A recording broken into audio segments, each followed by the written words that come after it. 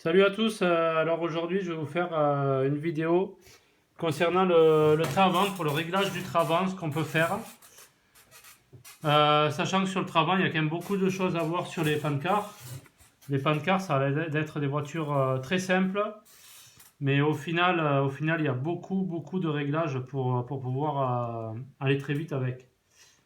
Donc au niveau du train avant, ben, on peut régler pas mal de choses, c'est-à-dire le carrossage, l'ouverture, la chasse active, l'ackerman, les triangles supérieurs, les mettre ou à plat, parallèle au sol ou de plus en plus inclinés. On peut régler la largeur du travant, les ressorts plus ou moins durs, le débattement de la direction, l'emplacement de la carrosserie qui va jouer aussi sur le train avant, l'ancrage des billettes et aussi la répartition des masses de la voiture. Donc là, ce que je vais parler, c'est des réglages de base, on va dire.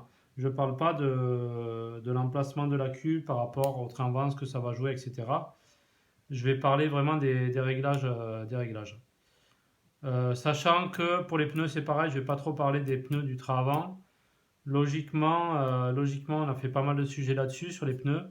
Donc vous devriez tout savoir à peu près les pneus qu'il faut à l'avant avec le traitement qu'il faut. Donc je vais parler d'abord du carrossage. Du coup, le carrossage sur les pancars, en fait, on va parler directement de valeur, puisqu'en fait, généralement, ça varie pas beaucoup d'une voiture à l'autre. Le carrossage, il se situe entre 1 et 2 degrés la plupart du temps.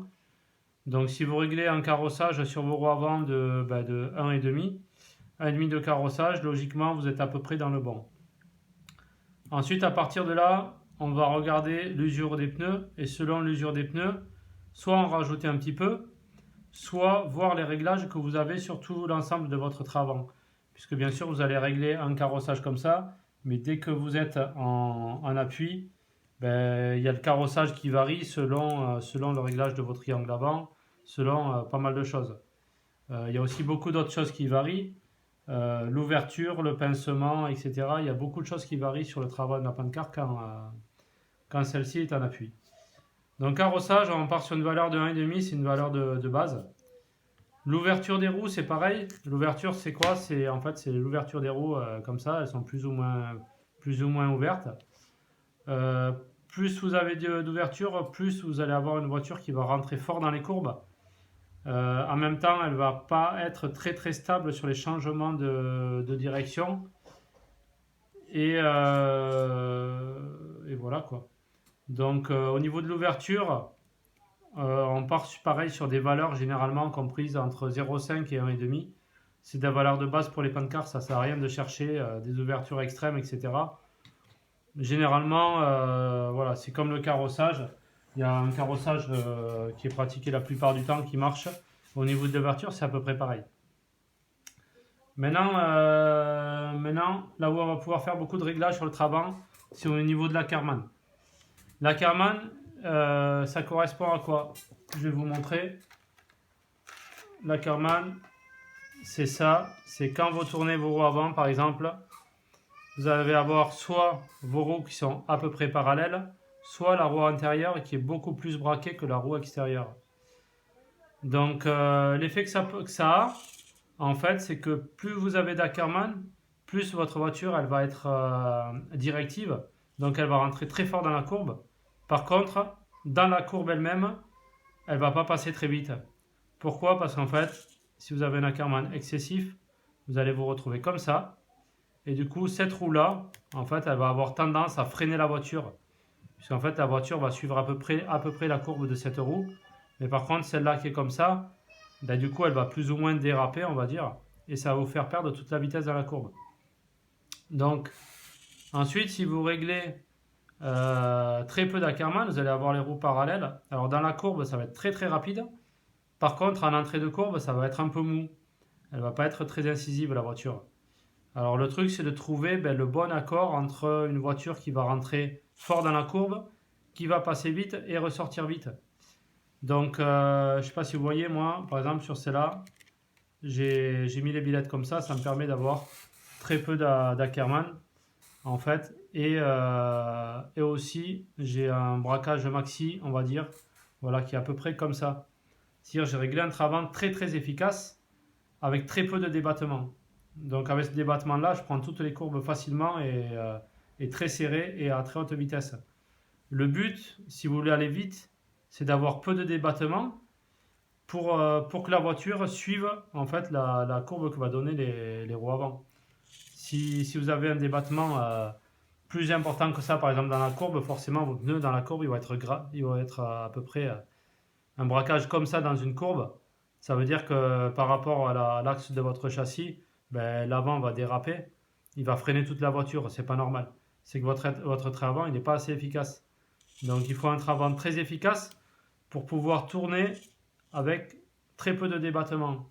Voilà, si vous arrivez à tourner avec une voiture qui a ça de débattement, comme celle-là, elle marche comme ça, la mienne, ben là vous allez avoir une voiture dans la courbe, elle va être très rapide. Et après, il va falloir régler précisément la Karman, savoir par rapport au temps autour, il vaut mieux regarder, c'est le mieux. Regardez, est-ce que vous gagnez des secondes, on va dire, ou des dixièmes de seconde avec beaucoup d'Ackerman ou en le réduisant? C'est-à-dire selon les pistes, il y a des pistes sinueuses très rapides, où à ce moment-là, vous n'avez pas besoin d'avoir une voiture très très incisive, il faut juste avoir une voiture qui passe vite dans les courbes. Au contraire, sur d'autres pistes, il faut une voiture qui puisse changer de direction très très vite. Et à ce moment-là, on va augmenter un peu la Karman pour que la voiture puisse changer de trajectoire assez rapidement. Donc ce réglage d'Ackerman, il est quand même très très important. Et c'est ce qui va faire la vitesse de votre voiture en courbe et aussi la possibilité de votre voiture à rentrer très fort ou à sortir très fort. Et notamment à rentrer très fort dans les courbes. Donc il y a aussi d'autres paramètres bien sûr, mais la Karman fait partie d'un des plus gros paramètres pour la vitesse de passage en courbe. Donc là, moi je suis arrivé jusqu'à une valeur que j'ai augmentée petit à petit sur cette voiture par exemple. Et là, je suis à une valeur, on va dire, extrême. Alors ma voiture, elle passe très très vite dans les courbes, mais elle rentre pas super fort. Donc ce que je vais faire, je vais revenir un tout petit peu en arrière et regarder par rapport au temps que je vais faire. Est-ce qu'avec une voiture un peu plus incisive, je vais gagner un petit peu et ce que je vais perdre dans ma courbe sera moindre par rapport à ce que je vais gagner en entrée de virage. Donc en fait, c'est tout un compromis à trouver pour que votre voiture soit la plus rapide possible. Donc ça, c'était la Karman. Ensuite, après la Karman, vous pourrez régler la largeur du train avant. Alors cette largeur, elle va faire quoi? En fait, plus votre train avant va être large, plus votre voiture, elle va être facile. Mais ce qui dit facile, ça veut dire qu'aussi la voiture, elle va sous-virer. Donc en fait, vous allez avoir une voiture très facile, très stable. Par contre, la voiture elle va être un peu molle, elle va être sous-vireuse, etc. Donc si vous avez une voiture qui sous-vire trop, ça fait partie d'un des paramètres que l'on peut régler pour gagner du train avant. C'est un peu le truc de la pancarte, c'est qu'en fait, beaucoup de paramètres peuvent jouer sur le train avant. La Karman, les triangles, la chasse active. Enfin, il y a plein de choses cumulées qui vont faire ça. Donc voilà. Donc ça en fait partie, la largeur du train avant, importante. Si par exemple vous avez une voiture qui a tendance à trop décrocher de l'arrière, l'avant est vraiment trop vif, élargissez un petit peu et regardez ce qui se passe. Ça fera partie d'un des paramètres. Ensuite, jouez un petit peu sur la Karman comme je vous ai dit tout à l'heure. Après la largeur, vous allez avoir dans les trucs assez simples les ressorts. Donc les ressorts qui sont là-dessous. Ces ressorts-là, on va parler de théorie. En théorie, plus on assouplit, plus la voiture elle va avoir tendance à facilement absorber les bosses. Mais aussi, elle va avoir tendance à rentrer fort dans les virages. Par contre, ça va être possible jusqu'à une certaine limite, puisqu'en fait, on a aussi l'appui de la carrosserie qui va faire que, si vous voulez en modifier, par exemple, si vous avez des ressorts trop souples, la carrosserie va plaquer le train avant par terre, quasiment. Les ressorts vont être comprimés au maximum, et du coup, vous allez jouer sur très peu de débattement du ressort, et en fait, ça sera équivalent à un ressort dur, parce qu'au final, votre ressort souple sera tellement compressé qu'il servira presque plus à rien. Donc ça, c'est une valeur à bien regarder. Alors en stock, on n'a pas trop ces soucis. On peut jouer des ressorts des plus souples aux plus durs. On voit vraiment la différence. En modif, il y a une limite où les ressorts, une fois qu'ils sont trop souples, on a l'effet contraire. Donc ça, c'est vraiment à faire attention. Et c'est dû à l'appui de la carreau sur le train avant en fait. Donc voilà, donc les ressorts. Mais sinon, en théorie, si vous durcissez les ressorts, ben pareil, votre voiture va s'ouvrir encore plus. Elle va être plus facile, mais moins efficace aussi. Donc voilà, c'est un choix à faire sur les ressorts. Ensuite, vous avez quoi? Vous avez les triangles supérieurs. Alors ces triangles supérieurs, c'est pareil en fait. Ce qui va se passer, ces triangles supérieurs, les points d'ancrage que vous avez là, en fait, par rapport à votre kingpin, vous avez les points d'ancrage avec des rondelles que vous pouvez mettre dessus et dessous. Alors, ça va jouer sur quoi? Ça va jouer en fait sur le carrossage que vous allez avoir à l'enfoncement. Donc, plus vous allez incliner votre triangle de cette manière, donc plus il va être incliné comme ça, plus en fait à l'enfoncement, ça va tirer dessus et vous allez prendre du carrossage. Plus il va être parallèle au sol et moins vous allez prendre de carrossage à l'enfoncement. Donc ça, moi ce que je regarde en fait, moi après c'est des réglages perso, hein. Moi ce que je regarde c'est que mon pneu s'use parfaitement à plat. Du moment qu'il s'use à plat, pour moi j'estime que le travail est réglé au mieux quasiment qu'il pourrait. Donc en fait ce réglage de hauteur de triangle, d'inclinaison de triangle par rapport au sol, donc l'inclinaison comme ça du triangle qui est ici, ça va faire que le carrossage va varier plus ou moins en fonction des appuis que vous allez avoir sur le train avant. Le but, moi je trouve en fait, le but c'est d'arriver à avoir un carrossage qui varie très peu. Vous réglez 1,5 de carrossage, un appui il monte à 2, voilà, on va dire un demi-degré de plus, voire un poil plus, je pense que c'est largement suffisant. Après, c'est des essais à faire avec votre voiture. C'est pareil, toutes les voitures réagissent différemment sur les réglages. Donc, vous avez cette inclinaison de triangle. Ensuite, vous avez la chasse qui va se régler avec ces petites rondelles que vous avez ici pour reculer ou avancer le triangle. Et donc ça va jouer sur l'axe du kingpin qui va être ou très vertical ou un peu plus penché. Plus il est penché, plus la voiture va être facile. Après c'est vraiment à voir parce que ça va aussi dépendre de votre chasse active qui dépend de cette pièce-là, qu'on peut incliner plus ou moins pour que le triangle supérieur soit plus ou moins incliné. Et donc, ce qui fait qu'en appui, vous allez avoir aussi le kingpin avec la chasse variable du kingpin en fait, puisque plus vous allez appuyer selon l'inclinaison, plus en fait votre chasse, elle va se remettre droite ou au contraire, elle va avoir tendance à rester comme elle est. Voilà, donc il y a plein de réglages au sujet à ce niveau-là, donc sur la chasse active. Donc après moi, je vais vous donner pour mes réglages moi, franchement je ne me prends pas la tête. La chasse active, je mets toujours au milieu. Généralement il y a 3 positions, je vais toujours à la position du milieu. J'y touche très rarement. Mes triangles supérieurs, généralement, je les mets à peu près au milieu, c'est-à-dire une rondelle à peu près équivalente de chaque côté. Je touche très peu à ça. Par contre, je me concentre beaucoup sur l'inclinaison de ces triangles supérieurs et sur l'Ackermann. Ensuite, il y a un autre réglage sur lequel je joue beaucoup. C'est sûr, en fait, je vais vous montrer par là, ces biellettes-là, les points d'ancrage, est-ce que votre biellette va être plus haute au niveau du cerveau qu'au niveau de la fusée, ou au contraire plus haute au niveau fusée que du cerveau? Ça va jouer en fait sur votre pincement et votre ouverture à l'enfoncement. Donc dès qu'on est en appui, les biellettes, selon comment elles sont ancrées, elles vont tirer plus ou moins. Si vous avez les biellettes plus hautes côté cerveau par rapport à la fusée, en appui, vous allez prendre du pincement. Si au contraire elles sont plus hautes, ben, ça va être l'effet contraire. Plus vous allez être en appui, plus vous allez avoir de l'ouverture. Et une voiture qui va être plus facile. Donc voilà, c'est plein de réglages à faire sur ce trait avant qui vont dépendre de toutes ces choses-là.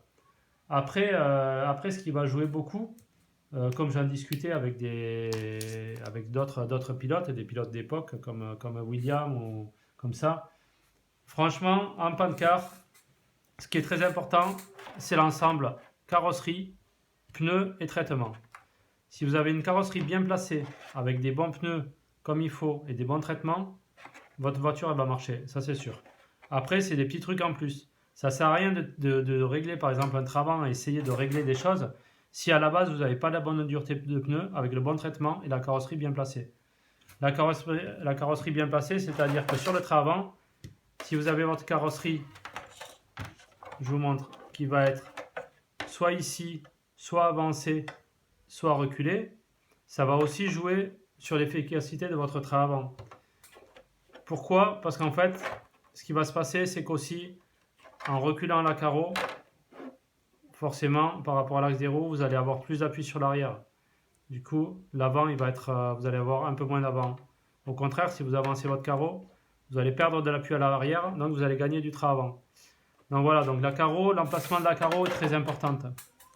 Donc si vous n'avez pas un bon emplacement de carrosserie et les bons pneus bien traités, ça sert pas à grand chose en fait d'essayer de faire des réglages autour de ça, puisqu'en fait vous allez arriver dans des réglages extrêmes de la voiture qui au final vous allez juste compenser un mauvais traitement ou des mauvais pneus ou une carrosserie mal placée. Donc déjà, première chose à faire, carrosserie, les pneus, le traitement. Et ensuite, on part sur des réglages de base et on travaille sur le train avant.